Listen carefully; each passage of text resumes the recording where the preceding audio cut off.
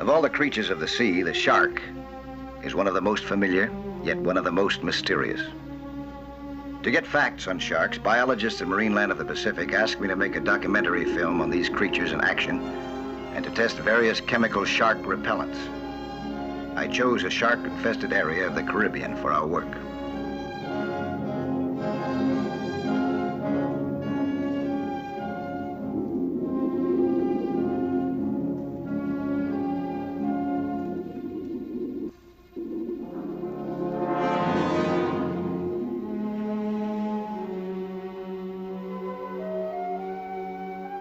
I hired 2 first-class underwater cameramen, chartered a well-equipped boat, and had a special cage built for us of steel bars. From it, we could photograph and study sharks with little danger. The captain was a diver himself and knew the Caribbean well. The weather was ideal, but there was one big problem, and I couldn't do a thing about that. Her name was Lucille, and she was, well, let's say that she was a little absent-minded. She kept forgetting that she was the captain's wife.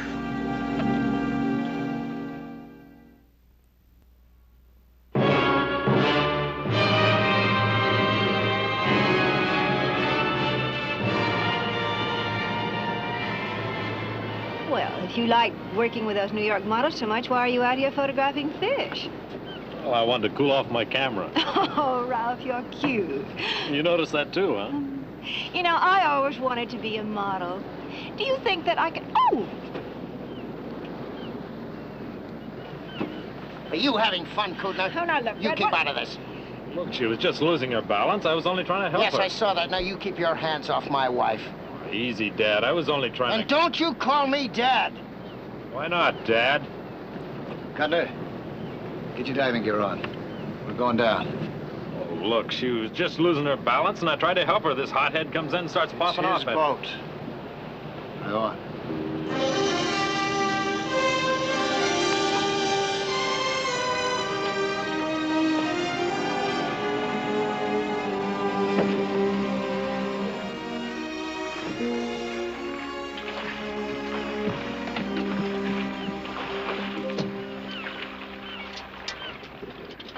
Mr. Marshall said to tell you we can lower the camera cage anytime you're ready. Okay, Doggett. I'll get the shark repellent, huh?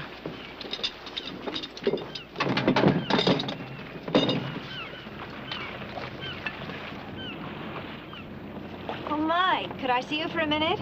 Oh, I'm sorry, they're waiting for me. We're going down the cage now. You're always so busy. I heard you talking to Delmar about that book on underwater photography, the one you took the pictures for. Yeah? But it sounds fascinating. Could I see it? Sure, I'll get it for you. I'll be right out, Mrs. Marshall. It's Lucille, remember?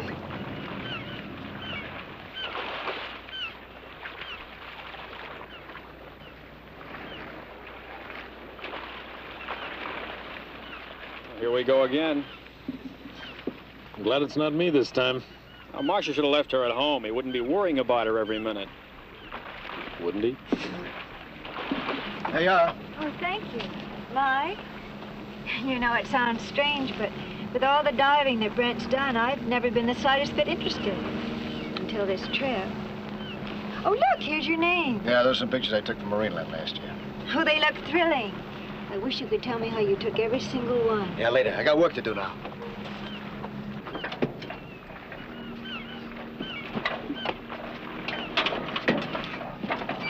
Hey, I got the repellent. Be sure you wait now until Delma takes some footage of the sharks attacking the bait, huh? I'll give you the signal. All I have to do is slash that bag and shake the cupric acetate out towards the sharks, huh? Gotcha. Hey, give me a hand on my tank there, boy. Yeah. And at close quarters here. Closer down below. Marshal!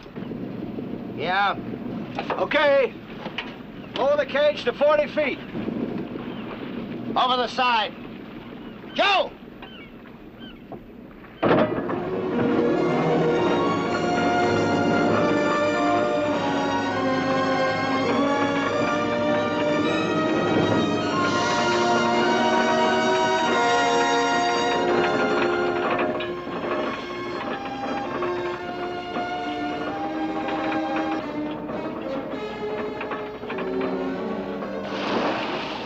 The scientists had insisted that we work with a cage, and they were right.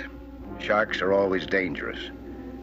But my own experience had been that they won't attack a diver with an air lung unless he molests them or unless they're in a feeding frenzy. Before this trip was over, I was reminded that a man can be a dangerous creature too, and sometimes more treacherous than a shark. We stopped at 40 feet, about halfway to the bottom. We didn't have to wait long.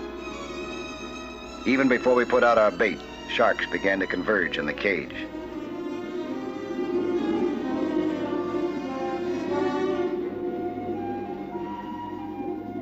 They circled us warily. As I expected, they were very cautious.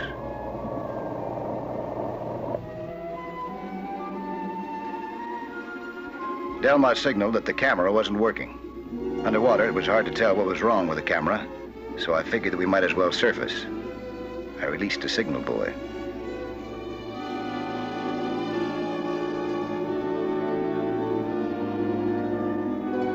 Nelson ought to finish up around here about noon.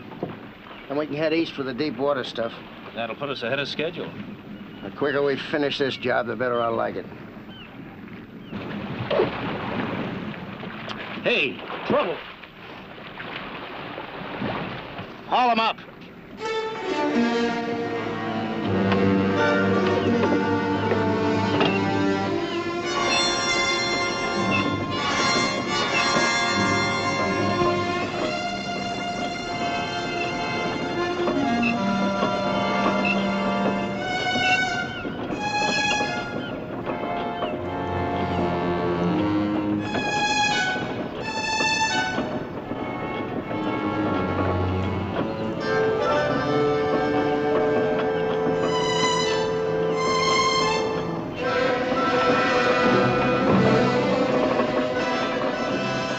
Delmar and Kuttner checked the camera and found it could be repaired. But it would take time, and with the tension growing on the boat, I didn't think it was wise to fall behind schedule. It's gonna take him 2 hours to fix the camera. Hey, how far is it that deep water trench? About a 3-hour run. Oh, brother. Maybe we can take all the tests in that deep water. Let's get underway. Okay.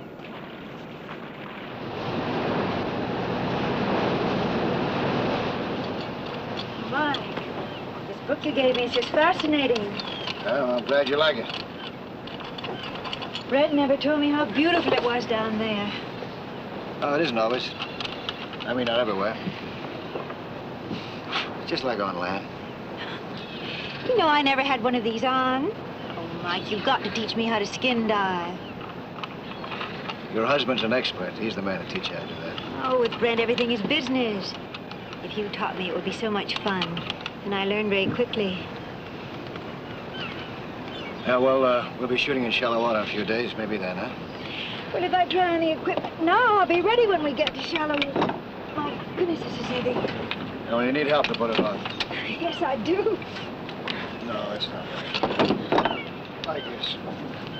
Put your arm. Yes. There. Oh, it really is heavy. Lucille, what do you think you're doing? Get that thing off your back. Wait a minute. You, get back in the cabin. Pretty rough treatment for my tank, don't you think? Look, Nelson, if my wife wants to learn anything, I'll teach her, huh? Oh, you had no reason to blow off steam then. Huh? No. You keep away from my wife, do you understand? Are you serious? I'll show you how serious I am.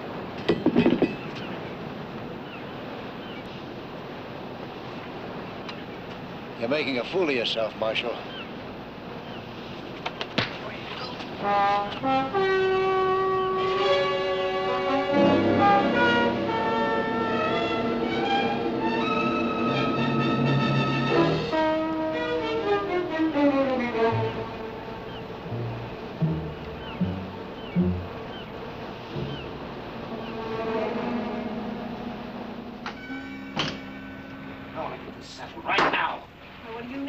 Mike Nelson. Oh, Mike Nelson doesn't mean a thing to me. All right. All right, then it's Cutner. Cutner or that other cameraman. Every time I look up, there's some guy hanging around you, and you let him. Yeah, I know. I know what this is going to be. Exactly like it was last year in San Juan. All over again, isn't it? Isn't it? Fred, you're hurting me. Leave me alone. Oh, Lucille. Lucille, why do you do this to me? I'm gonna leave you, Brent. It's Mike Nelson's book. Where did you get that? He gave it to me. Did you hear what I said? I'm gonna leave you. I'm sick of you and your snooping and hanging around this stinking boat. And when we get back to port, I'm gonna leave you for good. I bet you wish you could do that to Mike Nelson. I'll take care of Mike Nelson.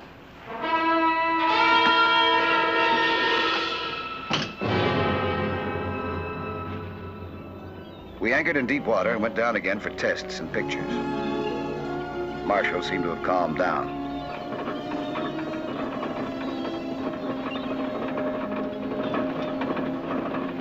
I told Marshall to lower us 60 feet and then haul us up in exactly half an hour.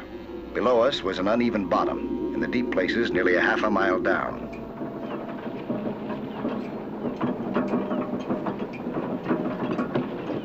That's 60 feet, Mr. Marshall. Okay. Well, nothing to do now for 30 minutes. No. I think I'll take a look in on my wife. She's got a headache. Okay, Mr. Marshall. I won't be gone long, but you stick close to that winch and keep your eye on the water. Signal float bobs up, you know what to do. Sure. Haul him up.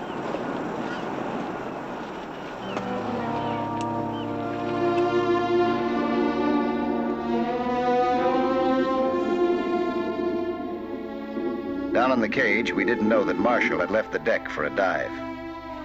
Even if we had, we wouldn't have thought about it. We were too absorbed in our work.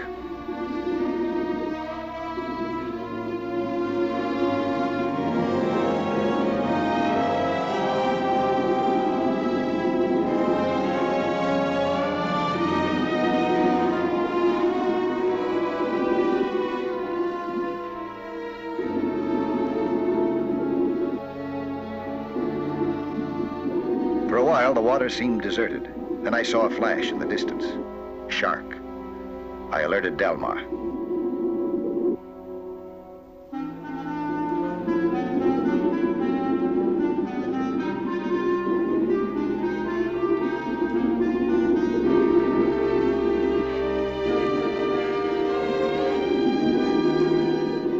I thought that we'd get some good shots this time, but we had another problem. Delmar had left his light meter topside. The quickest solution was for one of us to surface and get the meter. Since I had had a little more experience with sharks than the others, I went myself. As I started up, I was surprised to see Marshall, but I figured that he was checking the line. When I saw the knife in his hand and realized what he was doing, a sudden chill ran through me. He was cutting the line. If that cage dropped, it could fall a half a mile. The pressure would kill Delmar and Cutner in a few seconds. I had to stop Marshall.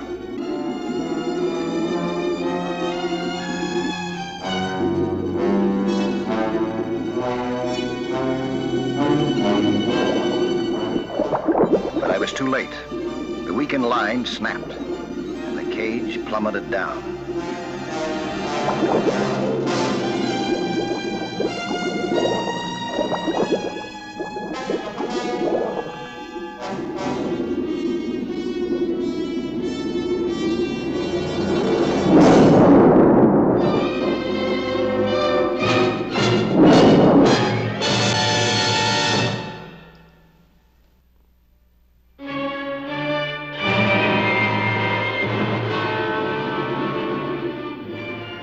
Marshall, crazy with jealousy, had cut the line to our cage.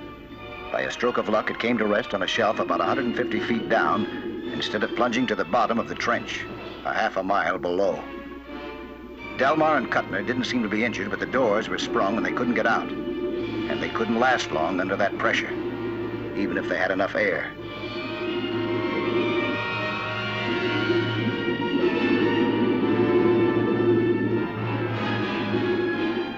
We had to lift that cage, or get them out of it, and soon. Every minute counted, and there weren't many left. Now, How's your headache, Mrs. Marshall? A headache? I'd sure have one if I stayed below any longer. Where's Brent? I think he's in the cabin. I'll take a look for you. Thank you.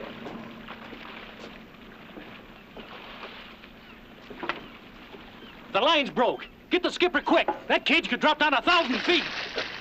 There's one of them.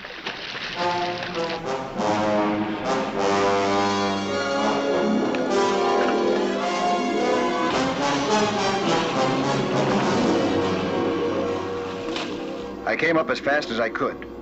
When I reached the surface, I found Marshall floundering there, still dazed and winded from our struggle.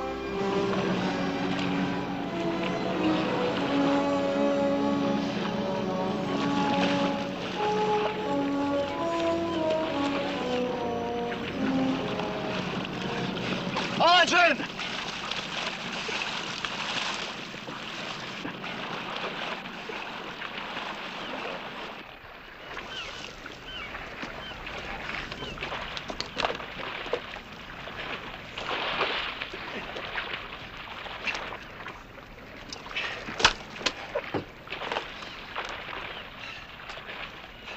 How about the others?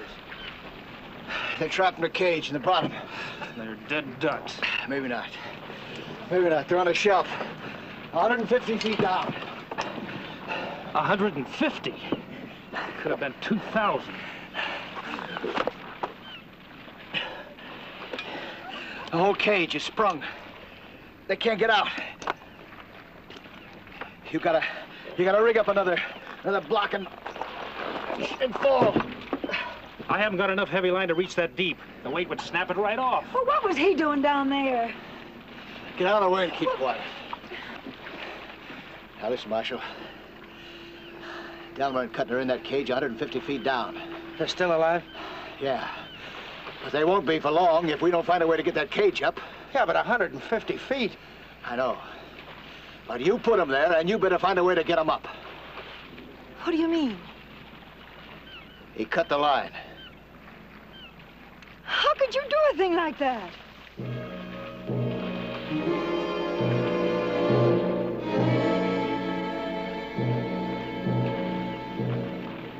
Marshal, they got less than a half an hour of air left. Now, what are you gonna do? I'll see if I can contact a ship with enough line to lift that cage. Doggin, make a rig out of what you got. In the meantime, sharks kept circling the cage menacingly.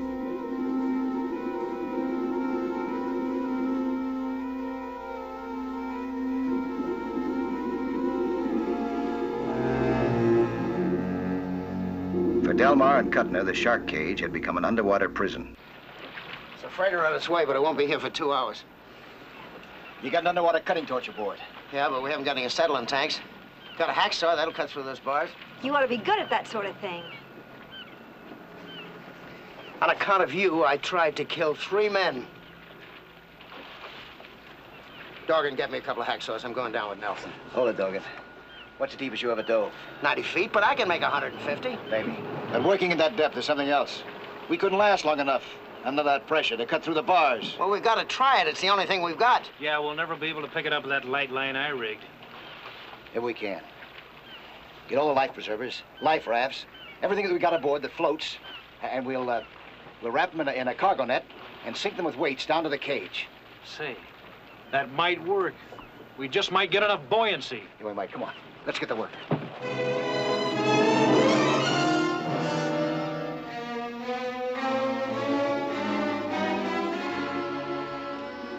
Dorgan put together the strongest long line that he could with what he had, but I knew it wouldn't be strong enough by itself. Even in water, 3,000 pounds of steel needs a lot of lifting, and the improvised line couldn't lift more than about 1,500. Our only hope was to buoy up the cage enough to make it lighter. We swam down with nets full of all kinds of things that float.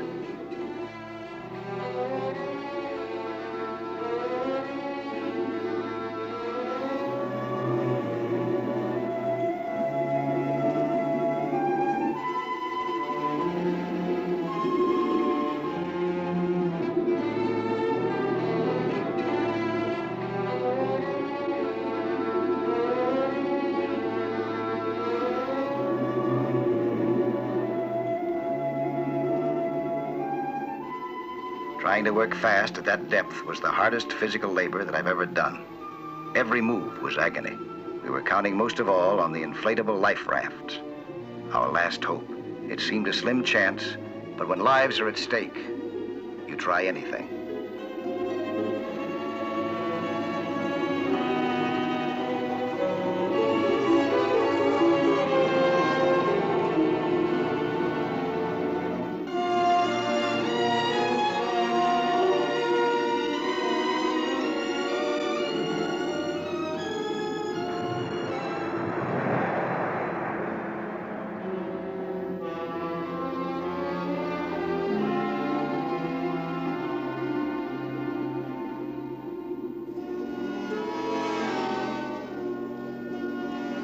It worked.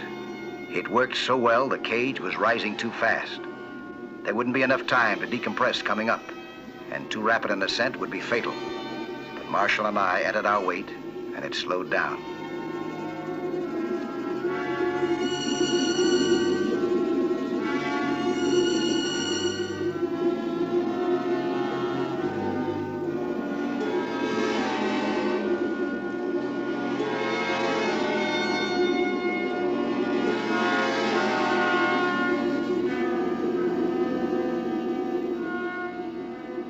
I was wondering if our air would last long enough to get us all to the top when I saw Delmar signaling in panic and Marshall going to his side. Delmar was out of air.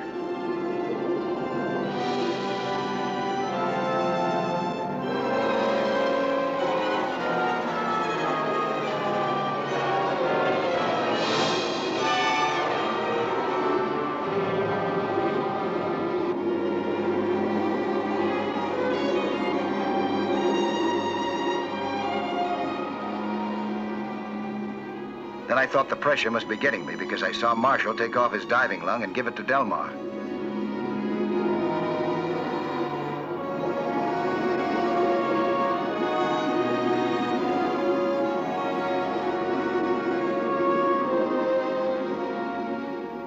When he was sure that Delmar was breathing normally, Marshall took one last breath himself and started up.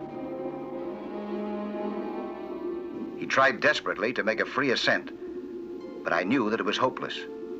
He must have known, too. It was too far to go on one breath, and he had been down too long.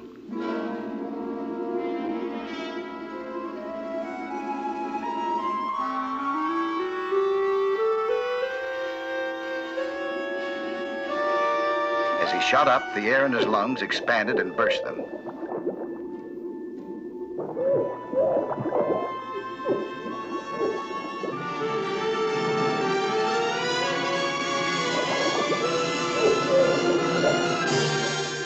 Seconds, it was all over for him.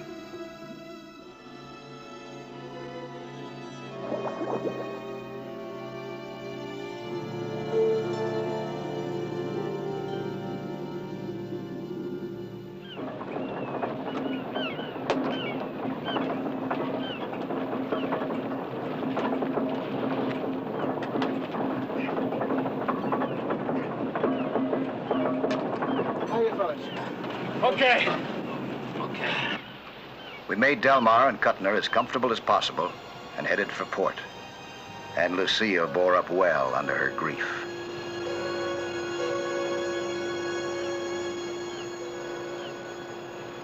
Just can't figure out why Brent would do a crazy thing like that. Well, maybe he figured he had a good reason. Here he was practically safe, and he goes and gives his air bottle to Delmar. Just don't understand it. You never will.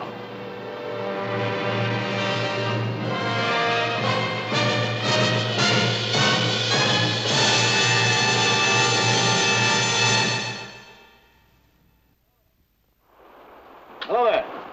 I'm Lloyd Bridges. Skin diving is fun and adventure for young and old, but it can be dangerous. So know the sport well and don't take any chances. Be with you next week for another exciting sea hunt.